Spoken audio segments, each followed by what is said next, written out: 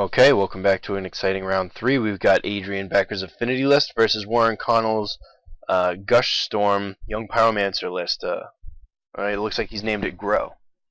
It's very solid. I lost against it a couple of tournaments back. It was a close match, but the power level was really evident with Gushes into Young Pyromancer tokens and just running away. I actually had a Blightsteel Colossus on board at the time, and it was very clear from my side of the table that just wasn't going to be enough with that many tokens. I really like where it's at. The 3 regrowths allows you to really chain the Gushes, and it has a lot of synergy with Time Walk, which is something that can mitigate the drawback of Young Pyromancer, so to speak.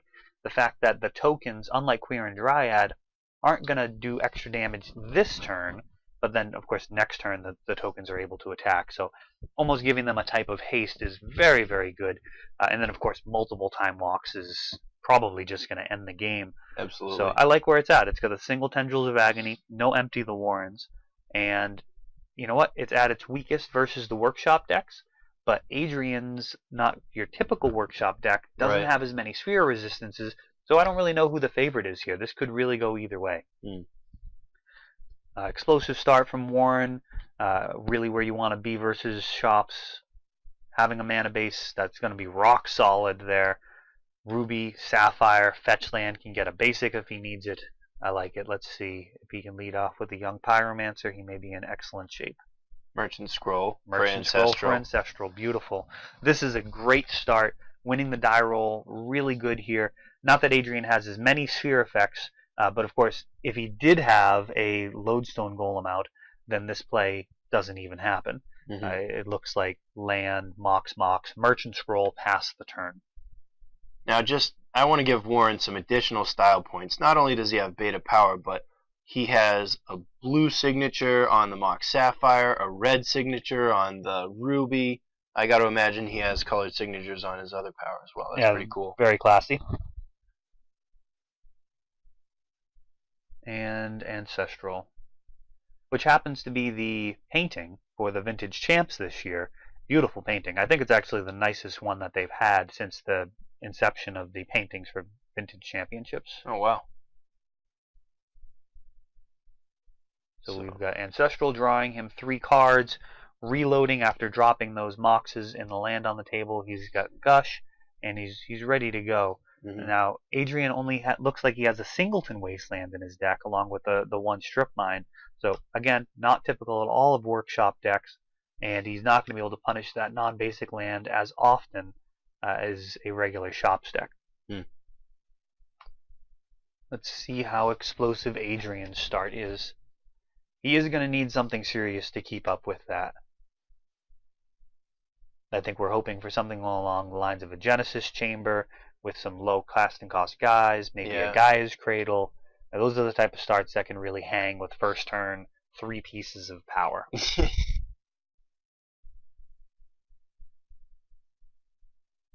I mean, Skull Clamp comes close to Ancestral. Absolutely. Multiple activations, you're already ahead. With Gaia's Cradle, you're able to just generate a bunch of guys, use the mana, kill them all, play twice as many guys. I mean, it is very, very powerful. Workshop, 3 mana. Like a reusable Black Lotus. A Tanglewire. Alright. Now, no other permanence means this is going to be pretty symmetrical. It is slowing Warren down a little bit. He's not going to be able to land any permanents. Of course, Fast Bond would still make this a completely runaway game. We've got a basic island, and we're likely done there. It's probably not worth gushing. Something else? Oh, wow, Black Lotus. Lotus, okay. So if he was really greedy, then he could be looking at Gush and hoping to draw something to use off of the Lotus. Really depends on the texture of his hand. Usually when you Gush, you want to be able to replay those lands. And of course, Gush into Tanglewire is not exactly where you want to be. You're losing permanence versus cards that are really going to... Oh, look at that. Oh, that shows up. More visible. Much, much better. Alright, so we've got Ancient Tomb, Genesis Chamber. Awesome. I Things could get crazy this game. Now, both of these decks, we've got to read it. A 2-mana card that makes 1/1 tokens. Yeah, on Very both interesting. sides of the table. Except for Warren. Well, no, it only happens once because it doesn't trigger on his tokens. And we've got 0 casting cost Memnite, which makes 2 1/1s. Pretty good. And another one. I love it. This is the type of start that I was referencing. Now, a Gaia's Cradle and a Skull Clamp, and we will see some insane action. He already has the Ancient Tomb, so he'll be able to get rid of 2 of them. Yeah. Draw 4 cards. Now Warren has, I think I saw Yawgmoth's Will in his hand. So, I mean, he's only gonna be able to get Black Lotus and Ancestral off of it right now. Yeah, it may be the line that he decides to take. If he could land a Pyromancer first, he'd be in much better shape. Yeah. And Pyromancer will be able to keep up with the token generation unless a Skull Clamp comes along. Once Skull Clamp's there, things really get out of hand fast.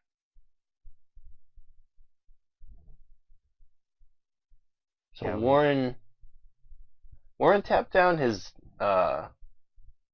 he tapped down his Underground Sea instead of his island, which I think is, well, okay, he's gonna be, that was EndStep. EndStep, yeah. Okay. He was thinking about whether or not to save the Lotus or not. And I think that's the reason he took this line, is because he has the Yawg Will. Yep. And he wants to fire it off here. So he's going to get some advantage. Time Walk into a Yawg Will. Time Walk into Gush. Yeah, replay your land for should Gush turn. first, to be clear here. The optimal line would be to Gush. If you're going to Gush anyways, you do it first, because if you draw a Pyromancer, you play the Pyromancer and then Time Walk. So it looks like he caught himself there. I'm assuming it's a black-blue Gush, and let's see if he was rewarded for the tighter play. He's going to make a land drop, and at the very least, preordain. Yep. And again, you want to do your card drawing before you play your Time Walk, or in general, you always do your card drawing before you tutor. Same idea. Like you really want to make sure that that Time Walk is the best use of your mana. To take it to the extreme, if he happened to be able to just chain a bunch of spells and then play Tendrils, he would do that instead of Time Walking, for example. Right. If the last 2 mana was the difference between another turn or killing your opponent. So he floated double blue. Interesting. I think he was committed to not using Yawg Will this turn anyways, and he wanted to get maximum use out of the blue mana. So that's fine.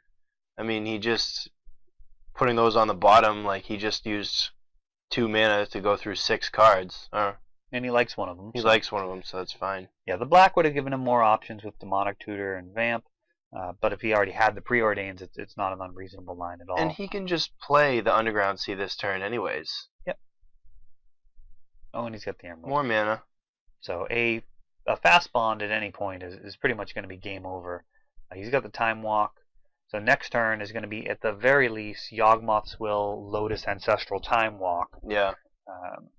I mean, the Time Walk, again, might not even be part of that equation, because that could be a lethal storm all on its own. Might just be win more at that point, or win less if it ties up your mana. Yeah, but literally worst case scenario, Warren's going to be casting 3 of pretty much the 3 most powerful spells that have ever been printed. So he's got 2 more mana. What's he planning on doing here? Maybe a regrowth? Maybe if it's a okay. Yeah, regrow Time Walk. Time Walk, sure, totally reasonable. Why not? You get even more cards out of it. Judge promo foil on that one. I like that. I think that's probably, I mean, in my opinion, I like that more than the beta. But, you know, it's a close argument. Yeah, I actually kind of like the one from the new Heroes vs. Monsters dual tech. It's really nice, black bordered, totally affordable. It's jumped a little bit since the decks came out. They were only $1 or $2 when the deck first came out, but I think people have really, realized regrowth is amazing. Yeah. And you might as well get a black border one, because it's a lot cheaper than alpha or beta. Right. What do we have here? We have Time Walk. Still no Pyromancer. Casual Time Walk. We've got a Vamp. Vamp Tutor. Make another land drop. Yep. Vamp, and I would get Fast Bond in all likelihood here. Having such a high life total, he's going to be able to Yawgmoth's Will, Yeah. and then just go absolutely ballistic. He's going to be able to Vamp again from the graveyard, Ancestral into the Tendrils, or Gush into the Tendrils. Yeah, this is... Or Preordain, whatever he Yeah, wants. I mean, it's over. It is pretty much over here. That Hercules ended up being just because those guys were never going to attack. Main deck Hercules. Which is cool because it's offensive and defensive. Like, he can use it to generate Lethal Storm on himself against non-Shops decks, and Shops is his worst matchup, so why not have a main deck answer? Absolutely. It's also good versus Blightsteel, Colossus. Mm-hmm. Though a lot of the blue decks that have been running Blightsteel at this point, you'd rather have Jace as an answer against it. Since the new Legend rule, it's much more reasonable than it was in the past to assume that Jace is going to be your best answer to it. You can just draw Jace naturally. It's a little bit harder to Demonic Tutor and then play Jace, but you'd feel a lot better about doing that play anyways if you had the mana. Right. Oh, play the fetch lands. Okay. Not too. Yeah, I've gotten people with that before. Actually made people crack their fetch lands in response to like after their Vamp Tutor resolved. Mm-hmm. It's pretty sweet when you can get somebody to make a blunder like that. Like, there's no way you can win unless you force them to crack their fetch land to Pyroblast your spell, and they do it. Yeah. The psychological part of the game really doesn't get talked about nearly as much, but that's very fun. While he's mulling this over, I guess I'll give the anecdote. I was playing against a player. I had 2 cards left in my hand. I played Mana Source, and then I tapped out main phase for Thirst for Knowledge. The person had vamped on their previous turn and had a fetch land open, and they crack the fetch Pyroblast because it was punishing my bad play. It was just one of those instinctive things that people do. Yeah. When they see a play that's not technically sound, they want to punish it because that was stupid. Yeah. And they just, because I've got no cards in hand, if I instead had saved the Thirst for Knowledge until he played his card he tutored for, then maybe I could have drawn a counter, maybe he wouldn't have had the red open, that type of thing. So yeah, that was pretty epic. I definitely enjoyed that. So we've got the Vamp already in the bin that will be able to get the Tendrils. It's really just a matter of how Warren wants to play it. Yeah. He's got so many spells in there. It's really... It looks like he's not factoring Fast Bond into this equation. Like, he just doesn't need to. Yeah, well, the Vamp can get the Tendrils whenever he needs it, so we'll see. We'll see what he wants to do. He's got the Hercules as well in there, so it's going to be able to pick up all of his artifacts and put them back down. He has Lethal Storm. This is actually one of those situations where I would look at it as, how do you do it as quickly as possible? Yeah. Because Adrian doesn't have Force. He doesn't have Mental Misstep. He doesn't have, he would have misstepped that Ancestral so many turns ago. Yeah, for those of you who are looking to get into Vintage, in a situation like this, it is good to be able to take a step back and think about what's the most time-efficient way of doing it. Not necessarily the simplest, but just the most time-efficient. Because there is a difference. There are certain lines of play that are very easy to communicate, but they might take longer to physically do. Mm-hmm. And something like Hercules, pick up your cards, put them back down, may seem more complicated, but as long as you can just quickly do it, that can make the difference at the end of a really tight round. Yeah. Where you could potentially finish game 2 and give yourself a good 3 minutes, to set up into the 5 turns. And if you're playing a combo deck, 3 turns is all you're going to need. Yeah. And Warren's deck is capable of taking all 5 turns anyways because of Regrowth and Time Walk. The green signature on the Emerald, love it. I love that. That is really, really nice. I've seen a lot of signed power. I've never seen it done like that, and I think that's definitely lots of style points there. And there's the Tendrils. Yeah, he's scooping it up. So yeah, really the only consideration there was, in terms of practice, you really want to be able to do that as efficiently as possible. Warren's probably got 20 different lines that he can think of from there in order to win. The 2 considerations are giving your opponent as little information as possible, mm-hmm. and making sure that you're doing it in a technically sound way in case you're in that situation when it really counts, that it's just like muscle memory to run through and win the game. in a timely fashion. So sideboard for Adrian, we've got Grafdigger's Cage, Witchbane Orb. That's going to shut off the Hurkyl's Recall. He's got Tormod's Crypt, Metamorph, Thorn of Amethyst, and Dismember. All of those cards are reasonably useful versus Warren. I don't think you're going to be looking at Tormod's Crypt. No. Based off of the fact that Grafdigger's Cage is... Well, actually, he doesn't have Tinker Blightsteel. Interesting. Yeah. Interesting. So, Tormod's Crypt is probably the better card of the two between them there. I like Thorn a lot. Yeah, Thorn for sure. Thorn absolutely versus a Gush deck without doubt. And Witchbane Orb is an auto-include for sure. Metamorph is an interesting card. It's not really going to do a ton here aside from copy the most useful thing on his side. So in a situation like this, Adrian is more than likely familiar with exactly which cards he wants to get out of his list and just kind of go from there. Tanglewire is going to be really strong here, punishing the Gush deck for being light on permanents until, of course, the Pyromancer shows up. Then it's very heavy on permanents. Yeah, maybe take out the Signal Pests. I do kind of like Steel Overseer. He's a little slower, but if it's one of those grindy matchups where Warren's just generating a lot of 1/1s, having 2/2s and then 3/3s and then 4/4s seems really good. Yeah, Signal Pest, I touched on it in one of the previous videos, very good at getting over the horde of tokens. And that's a problem with the Pyromancer list, is it can just generate a bunch of guys and make it so if you have a massive Arcbound Ravager, I don't really care. I'll just chump block it every turn. As long as I can chain cantrip into cantrip, I'm going to be okay. And he completely changes that dynamic. Warren's side of the table, he's got the Nature's Claims, the Ingot Chewer, and the Mountain, which are going to be coming in. Really just looking to blow up the most useful artifact on the opposing side of the table. Ingot Chewer can be hard cast versus a deck like that. And Ingot Chewer is amazing versus Genesis Chamber because it enters the battlefield off of Evoke, you get your token, and you blow something up.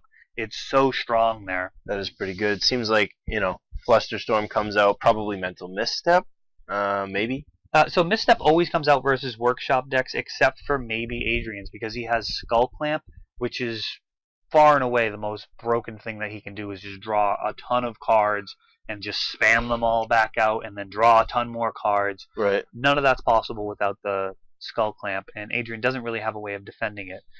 The downside is it's pretty much only capable of stopping that. You're not going to feel great about paying 2 life to counter a Signal Pest. No. Yeah, so that's pretty interesting. I mean, so Warren's bringing in, what is that, 3, 6, 7 cards. So 3 Flusterstorm, 3 Misstep, and maybe 1 Regrowth, or is there anything else that's really bad? I mean, he could actually cut the Tendrils. That is possible. I doubt he will. Yeah. But that is something some Storm players will do versus a Workshop deck. Now, he doesn't know exactly what Adrian's running, as far as I know. I haven't seen as much of Warren around as he would like. I got to talk to him a little bit. He's been extremely busy. He's got a lot of good stuff going on. Vintage hasn't been a ton of it. But he was able to make it out for this. We were really happy to have him. But if he's not familiar with Adrian's list, he could easily be thinking he's up against 4 Wastelands, a bunch of Thorns, a bunch of Spheres. Right. So depends on what he expects. The Mountain could actually be an additional mana source, or it could swap out for a mana source that he doesn't think is going to be as useful as the Mountain, as having another basic. Now he's already got the Ancient Grudge's main deck, so Adrian's deck does have some problems to face down here. Yeah. Seems like probably one of Adrian's worst matchups. It may be. It may be. I mean, Ancient Grudge and Spot Removal isn't as good versus Adrian's list as it is versus the other Workshop decks, because they can just spam the board with so many tokens and so many creatures. If you have 7 1/1 artifact tokens on board, how good is your Ancient Grudge? Right. But you play out all your 1/1s and then Warren just untaps and kills you with Tendrils, like it seemed. And he doesn't. Adrian only has the 4 Lodestone Golems, so this is a really explosive start. Yeah, this is a good aggressive start. He's looking at 4 damage on turn 2. Yep. Only a single Mox Pearl for a mana source. Yeah, that's gonna be tough. And Warren has the ability to just win right here. I mean, I don't know that based on his hand, but just the potential of his deck. Yeah, absolutely. It's very explosive. He does have a bunch of sideboard cards that came in there. They don't do a ton to allow you to combo out. Hmm. But it's not like he was taking out cards that help him combo more. He was just taking out reactive spells and changing them for um, better reactive spells. Yeah, for the most part, you could use either one to combo out. It's just not the most efficient use of your mana. You can Flusterstorm your spell and then Flusterstorm your Flusterstorm and all of that. I mean, that can happen in a deck that's able to use Gush and Fast Bond to generate just a ton of mana. Let's see if he's got the Fast Bond here. Hey-o. And he does. There it is. Yeah, that's a good start. This is really, really the best thing you could have versus workshops. I mean, Fast All Bond the mana allows you to put out your permanents, shuts off so many of their lines.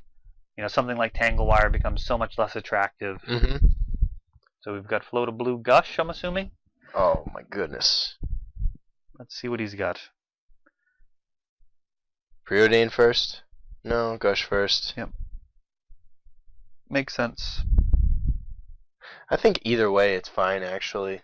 I don't like to spend the mana first. No. Yeah. Well, yeah, I see where you're going with that. It's a good point. Yeah, I mean, there's so many different things that you can have. Mm-hmm. Maybe you'll rip it into the Ancestral instead of.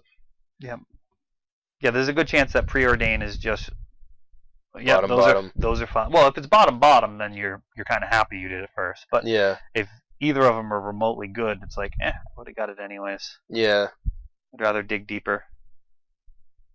You gotta take a look at the best case scenarios and the worst case scenarios. But there's just there are much better things that you could do with a blue mana in this deck than Preordain. It's an important role player. I like the card a lot.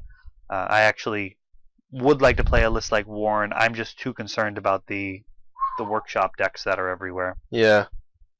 If I was playing just for fun, I would probably play Warren's list. I really enjoy. Gush, Regrowth, all of those spells. I've played a ton of Gush decks over the years, and it does have a problem with Sphere of Resistance. Even back when the only Sphere effect in Vintage was Sphere of Resistance, it was a terrible matchup, and workshops have done nothing but get better, except for the slight hiccup where Trinisphere got introduced and then restricted. But even with the single Trinisphere, they are just brutal. So Brainstorm, insanity. Yeah, when I first started playing Vintage, I thought I would never play a deck that didn't have 4 Gush, 4 Brainstorm, and 4 Force of Will. Like that was just like, that's it. I am definitely going to play those, and I'm happy that Gush is back. I'm hopeful that Brainstorm will come back at some point.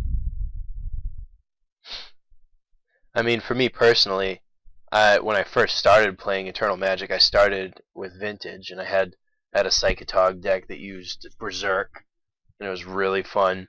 And Brainstorm eventually got restricted, and my buddy told me about Legacy where you can play 4 Brainstorms. I was like, well, yeah, I'll start playing that. There was an exodus of players at one point, but we've really just continually built back up, and Vintage is definitely getting back up there. Not going to see Vintage GPs anytime soon. I think Wizards is pretty well against even the idea of that, but I would like to see some, more premier level events, maybe some invitational based stuff. Get some exposure on the oldest cards, because these cards are antiques. I mean, I think at some point it's almost like going to a classic car show or something. I mean, the value of the cards and the rarity. I mean, there's an allure there beyond just the people who play. People do like to see, Black Lotus and Ancestral being played. Right. I mean, you don't really see that too many other places. Now, I disagree with him not using his white mana off the Pearl. I think he just used a blue and a green to play that. Yeah, I mean, maybe he's winning anyways. He knows he's so got this. But I mean, there are reasons why you would potentially do that, and most of them have to do with passing the turn. If you're picking up your lands and using the mana from your lands, then it can be possible to pass the turn with 5 mana open for Force of Will. Oh, okay. Once you use the Mox Pearl, it's used, and that's it. So it really comes down to like the colors of mana that you're going to need and how tight it's going to be. So it really depends on his chance of fumbling here. But yeah, if you pass the turn, now he's using it. if you pass the turn with the Moxes untapped, you may be in a better spot because of it. Hmm. So yeah, regrow gush, and we've got the tendrils. So there, I assume he was floating a black before he did that there Right. with the gush. So he'd be able to play it again, get the second black for the win. Well, there we have it. Turn 1 win. Yeah, 4 Pretty damage cool. on Adrian's side of the board. Not nearly enough. He really needed to have some kind of thorn effect. Yeah. Anything like that would have made a huge difference. And oh, that's main deck. Yeah. Feels like sideboard. Right. We're on sideboarding here, but yeah, I'd imagine it was just the Ingot Chewer, Nature's Claim, and Mountain there. That would make the most sense. Looks like, based off of that, very favorable for the Gush deck, seeing as how light Adrian's deck is on the Thorn effects. But I could also see more spheres being in Adrian's sideboard as well. You missed the mountain.